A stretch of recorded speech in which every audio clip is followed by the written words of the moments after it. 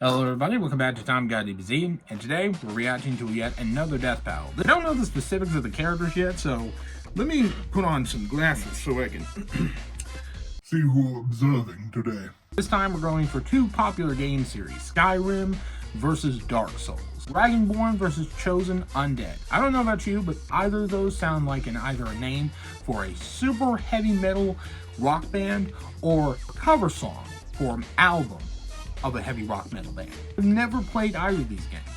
I'm not gonna lie. And yeah, I know some of y'all are probably like, well, hey, you're in the anime, you're in the Dragon Ball, why aren't you in the video game? Well, I'm not heavily into video games, okay? I like to be captivated by a good story. But if this game actually does, and if I'm given a proper story from Death Battle and they break it down in a way that makes it really simple, and I might actually be interested in it. But I don't know. We'll just have to wait and see. Make sure to share this with your friends, family, and strangers, because remember, sharing is caring, y'all. Comment down below what you guys would like me to react to next, or if you guys have a suggestion. I'm always open for suggestions, folks. You gotta ask. You gotta ask. Let's go ahead and get started into this in 3, 2, 1. Begin. This episode of Death Battle is sponsored by Brandon Yates. That's right, our Brandon Yates. Okay, props to him. He must be utilizing his finances accordingly. So, good for him. The Chosen Undead. The accursed god killer from Dark Souls. Oh, okay. The last Dragonborn, the dragon-slaying savior of Skyrim. Resigned to captivity, these two demi-human heroes embraced their destinies and stared down the very gods themselves. And devoured their friggin' souls! Because these two Wow. lack specific canon arsenals and movesets due to being role-playing protagonists, for this death battle we're giving them everything they have and maxing out all of their stats. Which is totally possible in-game if you're willing to grind. He's Wiz If you're willing to grind, which I'm not. Analyze their weapons, armor, and skills. I mean, I will, but it depends on the A game. death battle. So, alright. Our story begins at the end. The great cities of old have collapsed. The heroes are dead or mad, and the golden age is over. Looking out upon their decaying kingdom, everyone would like nothing more than to lay down and die. Too bad for them. That's the one thing they couldn't do. The world has been gripped by the undead curse, turning anyone with a mysterious dark sign into mindless, violent hollows upon repeated soul-crushing deaths. But there is a prophecy of a chosen undead who will journey to Lordran, the home of the gods, and save the world. Rotting away in an asylum, so all it took was Dark an assist Souls. from an unlucky knight and a giant raven before one unlikely hero was ready to claw their way through their progenitor's forgotten homeland. And it helps that as long as they can keep their sense of purpose, an undead will always resurrect at the nearest bonfire. Now, they might slowly lose their memories, their personality, and their sanity, but the curse gives them as much time as they need to get good. Undead are unnaturally resilient, able to survive being impaled through the chest. They've been chewed, eaten, and digested by what I can only describe as a toilet demon. And they can have their souls torn from their very body, because undead humans don't need their souls to survive. Just pop some of that spicy Sunny D, and they're good to go. If anything, it seems like What about they got Dr. on Pepper? to it. And speaking of souls, they can absorb the souls of their fallen enemies to increase their power. They're a master with swords, soul hammers, magic like spears, Shao Kahn, axes, okay. bows, you name it. And that's without any formal training. With the right stats and setup, they can be anything from a cartwheeling assassin to a dragon-smashing tank. To the giantest of dads. And despite the serious gothic themes of the series, these weapons can get anime as hell. Smo's great hammer is a ginormous mallet the size of a sedan. Based on its size and likely bronze composition, it'd have to weigh over 100 tons. A lot like Goff's great bow, which can shoot pillar-sized arrows and one-shot dragons out of the Whoa. sky. Or my favorite, the Moonlight Greatsword, produced from the ass of the albino dragon and founder of sorcery, Seath the Scaleless. This baby's a universe-hopping anomaly that can fire powerful sword beams and just looks so cool! The Chosen Undead has learned magic from the greatest practitioners in the world. They can create shockwaves, form defensive barriers, reflect damage, throw balls of flame, control mines, fire magical crystal spears, turn invisible, and toss bolts of sunlight strong enough to peel the stone scales off of mortal dragons. So their pool of magic is pretty limited. So if it comes down to it, they That can show didn't off sound all limited to the me. It sounded like they got a combination of Harry Potter with some Star Wars Anyone and from speaking any I spells think think maybe even Mortal Kombat magic there. Incredible arsenal So. and judicious attention paid to the stamina bar, the Chosen Undead was rolling their way to victory. A roll so powerful it bends the laws of space and warps them through attacks like they weren't even there. Though sometimes it doesn't work and it's bullshit. That's just a game mechanic, but great to use when you're panicking. They've defeated Nido, the god of death, the bed of chaos, the mother of all demon kind, and Calamite, the strongest surviving ancient dragon. That was when the Chosen Undead was dragged back in time to face the fallen knight Artorias, the greatest warrior in history. And not only defeat him, but accomplish the greatest feat attributed to Artorias' legend, the destruction of Manus, the father of the abyss that threatened to consume the world. They've even beaten other Chosen Undead from alternate worlds, like the best buddy in all gaming, Solaire. Praise the sun, bro! And soon they were approached by these two slithery freaks. One said to link the fire, and the other said to let it die out, which totally makes sense. Wiz can explain it. Don't look at me. Dark Souls lore is as notoriously convoluted as the flow of its time stream, which is why we have a true expert in the realms of nerdom to explain it for us. Oh, Jocelyn. Okay, there we You go. wouldn't believe how many item descriptions, forum posts, and moody 2013 lore videos I had to watch through for this. It's story time, kids. In the beginning, the world was unformed and static. Then suddenly, the first flame burst to life, and with it, the concepts of heat and cold, life and death, energy and time, light and dark. Sounds like a mythological Big Bang. The gods Right. were granted immensely powerful souls from the first flame, but their greatest fear was the soul possessed collectively by the race known as humanity, the Dark Soul. The Skyfather Gwyn feared humanity's immortality, and so sealed their dark souls within them. But as humanity reproduced, the Dark Soul collectively grew and the first flame waned. Turns out humans were naturally undying, or according to the gods' propaganda, undead. Gasp! It's all a conspiracy. The undead curse was a lie! Linking the fire means using your very soul as fuel to keep the first flame burning. If an undead champion believes their immortality is a curse, they'll do anything to prevent it, including burning fragments of the dark soul to keep the age of the gods going. So you're a pawn in a game played by decrepit gods desperately clinging to power.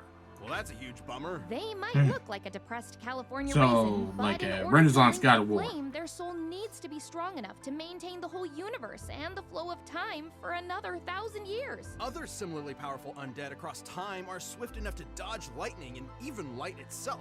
Based on their dodge compared to this beam and the time it took to reach them, they'd be reacting and moving at over 20% the speed of light. At the end of their quest, they faced down and defeated Gwyn, the Lord of Cinder, long hollowed from linking the flame 1,000 years ago. So, which will you choose? Link the fire and prolong the current age, or let it fade until only dark remains? This is the biggest bummer of them all. Truth is, it never mattered. The cycle just continues age after age, with new heroes replacing the old ones, until the Chosen Undead was long forgotten.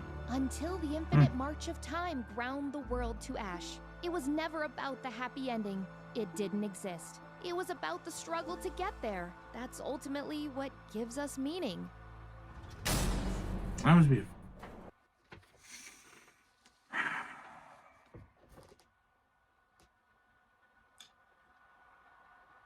I'm just gonna let all my feelings be expressed in this one clip right here. What?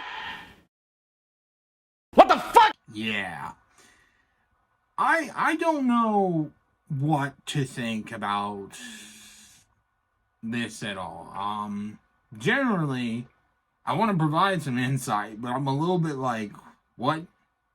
Because I have not, like, I'm just now processing the story. I'm trying to process their speed. It looks like their evasive maneuvering is untouchable. So, I mean, that's something to be, I mean, I can't say there's a lot of people out here who've got great evasive maneuvering. I mean, at least it's not solid snakes, you know, sneaking around in a box type of thing. So, you know, I mean, props to them. But in all honesty, I don't really know what to think about this. You know, it's interesting. The story does kind of come off as though it has elements of God of War and a little bit, because, you know, the whole trying to bring down the old gods and whatnot. Hey, you! You're finally awake, I have to wait and see. welcome to the What? frosty Viking paradise. I have to hear what of they Skyrim. say about Visit the Dragonborn here. quaint Nordic villages. Hike up to the throne of the world. Marvel at the beauty of Blackreach. Hey, what's that in the sky? Why, it's Macho Man Randy Savage. No, it's Thomas the Tank Engine. No, That's a mod. but not just any mere Drake. This is Alduin, the World Eater, and he's come to burn everything to a cinder. But fortunately for you, his That's path terrifying. of destruction happened to interrupt your impending execution at the hands of those uppity Imperial pigs. That'll be the worst mistake this Staley monster would ever make. It wouldn't be long before you escaped the destruction of Helgen and defeated a dragon yourself. Then absorbed its freaking soul. That could only mean one thing. You are a being born with the blood and soul of a dragon in the body of a Nord, or elf, or Khajiit, or lizard dude destined to battle Alduin and save the world. In their tongue, you are the Dovahkiin, Dragonborn. In their quest to rid Tamriel of Became Alduin's the dragon Dovahkiin, army, the okay. Dragonborn became a jack Male of all known trades, in master promo of material. all. Bloods. They learned to be a master assassin with the Dark Brotherhood, a master sorcerer with the College of Winterhold, a master thief with the Nightingales, a master dragon hunter with the Blades, and a master good boy who's a good boy, that's a good boy. They even fought in the Skyrim Civil War on the side of the Imperial Legion, champions of Oh, order. You immortality. mean the Nordic War for Independence on the side of the Stormcloaks? Those elf-funded Nord supremacists? Better than those jackbooted Cyrodiil fascists? But what else could I expect from a monster who steals from innocent villagers by sticking buckets over their heads? They can put their skills to good use with an absolute glut of weaponry. Not just the usuals like daggers, swords, hammers, and axes, but also special weapons given to them by the Daedric princes. They're basically crazy powerful gods from the plane of existence called Oblivion. From that wascally wabbit Sheogorath, the Dragonborn received the Wabbajack, a staff that casts a completely random spell on its target, from disintegrating them to healing them to turning them into a chicken. From Meridia, they received the Dawnbreaker, a holy sword made for burning the undead to ash. That's similar to Excalibur. Oriel's bow, which can shoot fiery arrows that can blot out the sun. To cover the distance between the Earth and the Sun in about 2 seconds, the arrow would have to be moving at over 250 times the speed of light. Nice, yeah. Except this isn't Earth and the Sun. This is the planet Nirn, and that's Magnus. According to the Elder Scrolls lore master Michael Kirkbride and his in-universe text cosmology, when you look up at the Sun, you're actually looking into a dimension of pure magic. Confused yet? I am. Exact Yeah, measurements here me are too. difficult to make, Me but too. if anything, the distance should be much greater. Speaking of magic bullshit, the Dragonborn can heal themselves, cast wards and destructive elemental spells, control minds, conjure weapons, and summon lesser Daedra to help them out in a scrap. They're an especially powerful mage because their mana recovers itself automatically over time. They'll never truly run out of firepower. But as a Dovahkiin, the ability they're most famous for is the Thum, or shout. By speaking the words of the dragon language, they can manifest their That poor will woman. She into got blasted reality. off the Like cliff. with the classic Foo's Roda, an unrelenting force which can knock your neighbors into next week, or Soul Tear, which removes the soul from your enemy's body and stores it in a cute gem, like so. Soul! Wait, why didn't anything?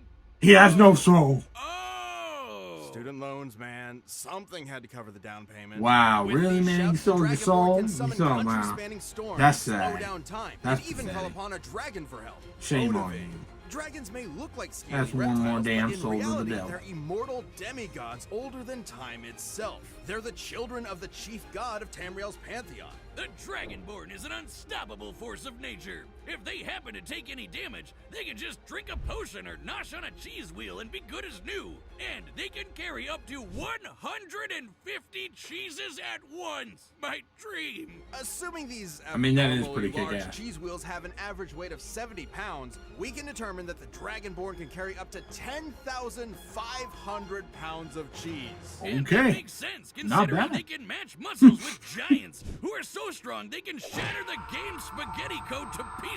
The last Dragonborn has battled the vampire Lord Harkon, ended Skyrim Civil War, and defeated the first Dragonborn, Mirak. And according to the book, The Guardian and the Traitor, Mirak was powerful enough to tear apart the island of Solstheim from Skyrim's mainland. By comparing the size of various countries on Tamriel's map, we can determine that Solstheim is a landmass nearly 1,500 miles in diameter. In order to move that much land over the course of their fight, Mirak's magical prowess must have output an energy over 300 teratons of TNT. That's 3 times the impact of the asteroid that wiped out the dinosaurs.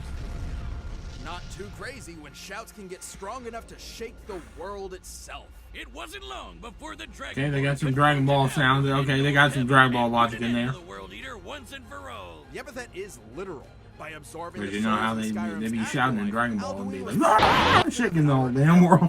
Not just the planet of Nirn, but the Kalpa, the entire timeline past, present, and future. That's the level of unimaginable power the Dragonborn is dealing with here. Tamriel is no stranger to great heroes across its vast, sprawling history. The Nerevarine, the hero of Kvatch, all magnificent in their own right. But when you heard that shout echo through the mountains and the death throes of a dragon defeated, you knew it could only be the Dovahkiin. Dovahkiin, Dovahkiin.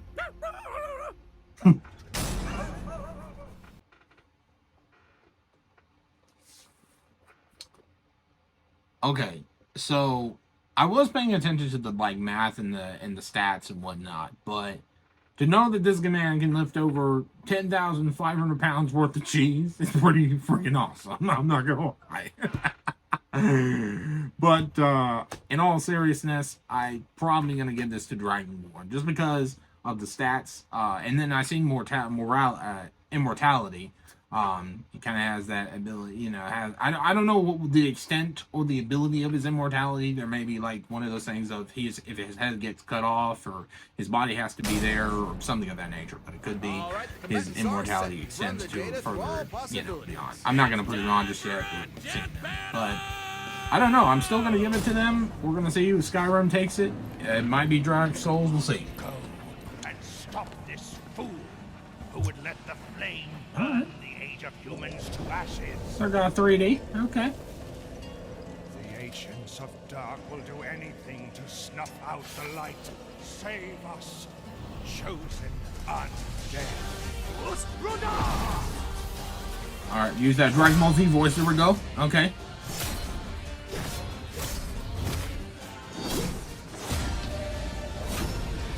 Okay.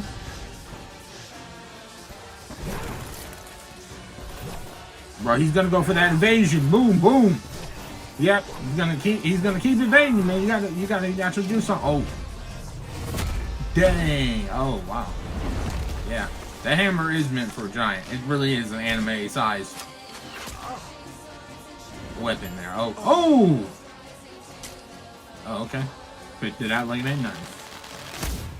You might want to dodge that. Never mind. Okay. Just got it sold. Oh, that was quick. Oh, no, never mind. Never mind. He's respawning. Oh, I forget. Yeah, he has a respawn point, so he can't die entirely. Okay. Oh, dang! Man, he's hitting him with that shield. Oh. Alright. Kind of honestly reminds me of Black Canary with that boy, like when he boom, like screaming. He's using a freaking dragon. Alright, I would say that's cheating, but I don't mind. I love dragons. Period. That's all. No! Why? Why? You had to just kill him. You didn't have to kill him. I mean, technically did. I mean, he would have lost, but if that persisted.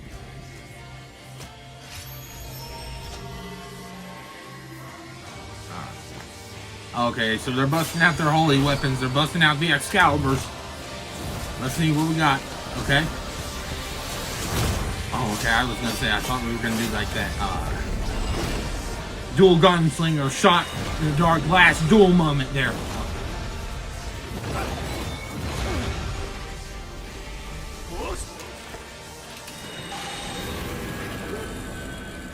Oh, dang! You took away his voice. Oh, Oh, Dragonborn might be it. Oh! Prepare to die.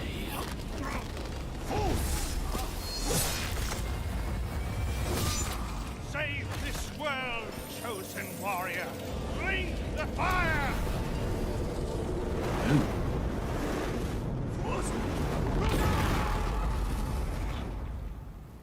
Dang. Let true dark be cast upon the world.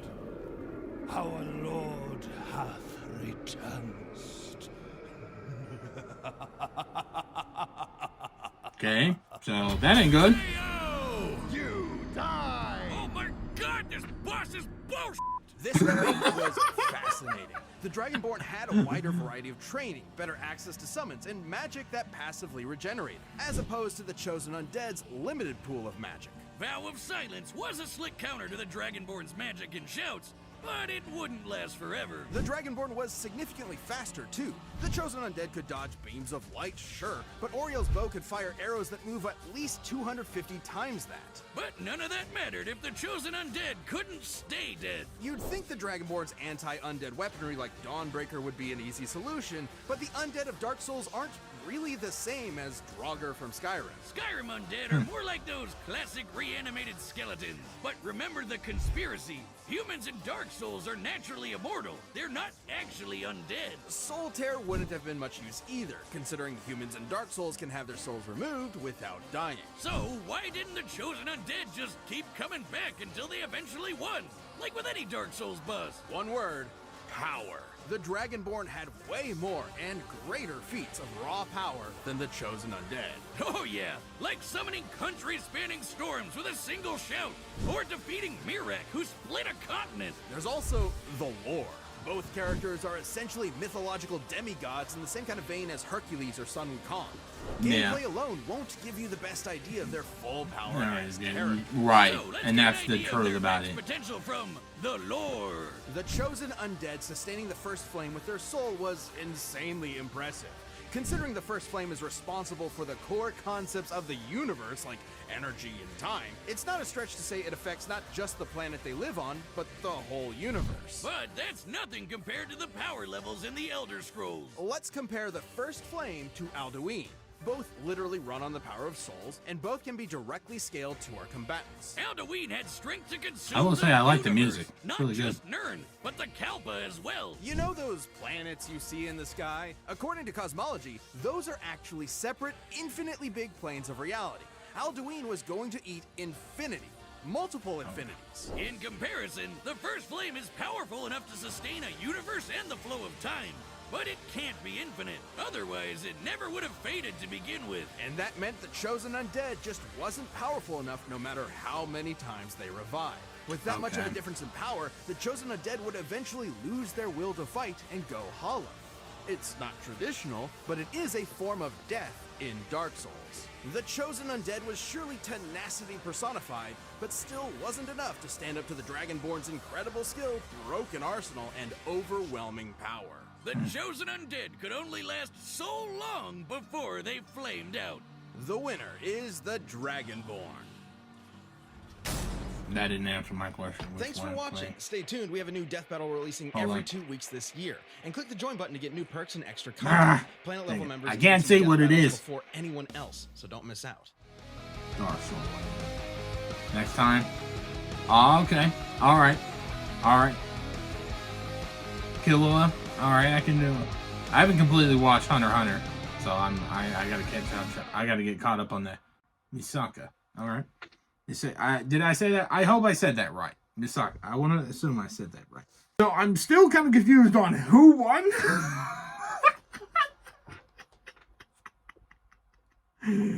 I told you, folks. I told you I'm not good when it comes to that.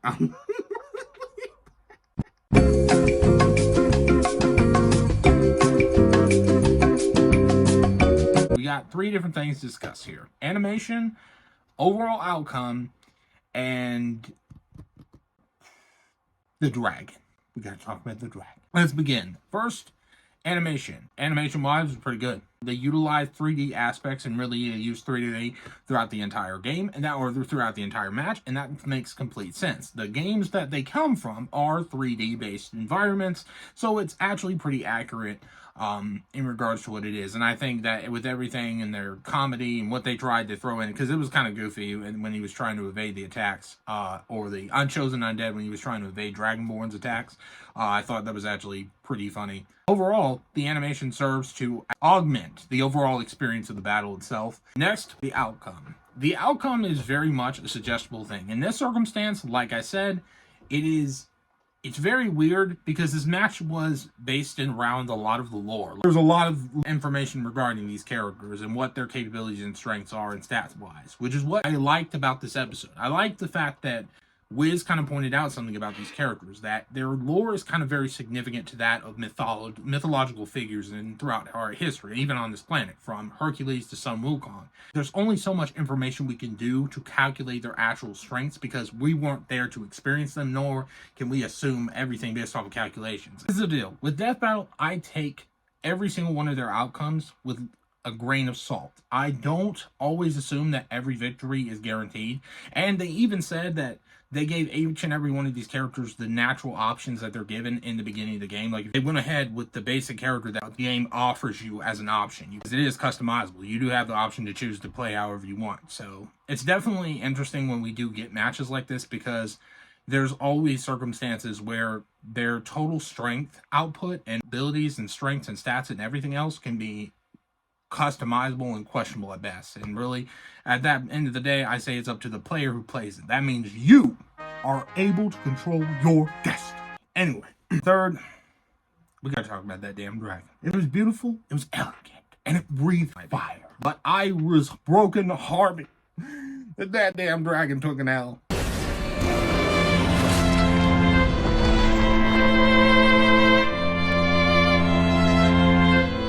And it went the worst way imaginable. But in all honesty, in all seriousness, I just think that, again, Death Battle is really trying to introduce a lot of different animal helpers and whatnot. Like in the previous Death Battle, we had ants. Now we got a giant dragon helping out one of your combatants. Like, that's a little bit of... that's questionable, but, you know, I mean, it is what it is. You have to take every one of these outcomes with Death Battle like a grain of salt and kind of like a supporting argument within an essay. It's not the final picture, it's not the final curtain on the decision or the debate, it's just a supporting argument. Anyway, that is my reaction to Skyrim versus Dark Souls, the Chosen Unborn versus Dragonborn. I'll see everybody in the next content of Time Guide TV. Have a God bless day, and I'll see you then. Peace.